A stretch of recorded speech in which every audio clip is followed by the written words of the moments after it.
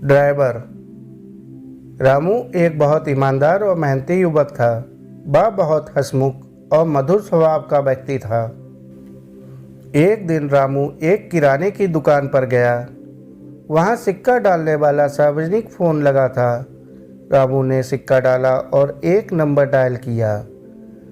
ट्रिंग ट्रिंग ट्रिंग ट्रिंग। किसी ने फ़ोन उठाया। रामू बोला, हेलो सर।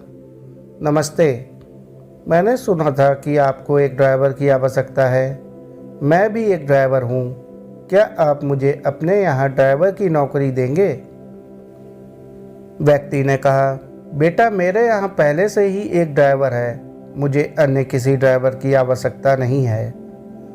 रामू ने कहा, सर मैं एक अच्छा ड्राइवर होने के साथ साथ एक ईमानदार इंसान भी हूँ। आपके यहाँ जो ड्राइवर है मैं उससे भी कम तनख्वाह में काम करने को तैयार हूँ। बेटा जो ड्राइवर मेरे यहाँ काम करता है मैं उसके काम से खुश हूँ। बात पैसों की नहीं है। हम जैसा ड्राइवर चाहते हैं वैसा हमारे पास है और हमें किसी अन्य ड्राइवर की ज़रूरत नहीं है, व्यक्ति ने समझाया।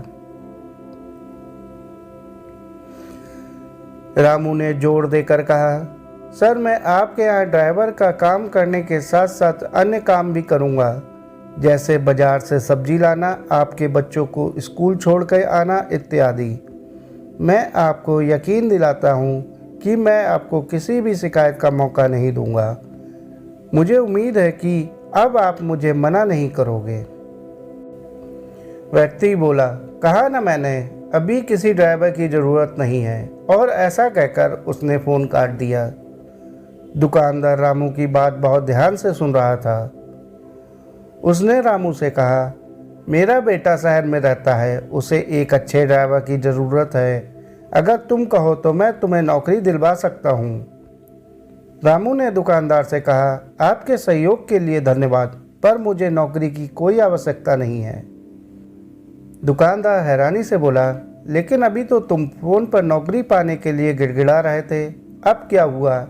अब जब मैं तुम्हें घर बैठे ही नौकरी दिलवा रहा हूँ तो तुम मुझे नखरे दिखा रहे हो।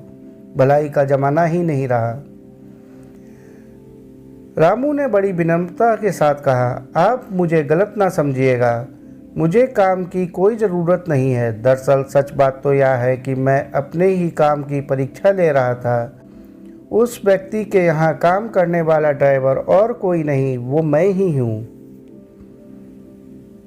दोस्तों, सफल जीवन जीने के लिए यह अत्यंत आवश्यक है कि हम स्वयं को अच्छी तरह जानें, हम अपनी कमजोरियों और कमियों को पहचानें और जितनी जल्दी हो सके उन कमियों पर विजय प्राप्त करें।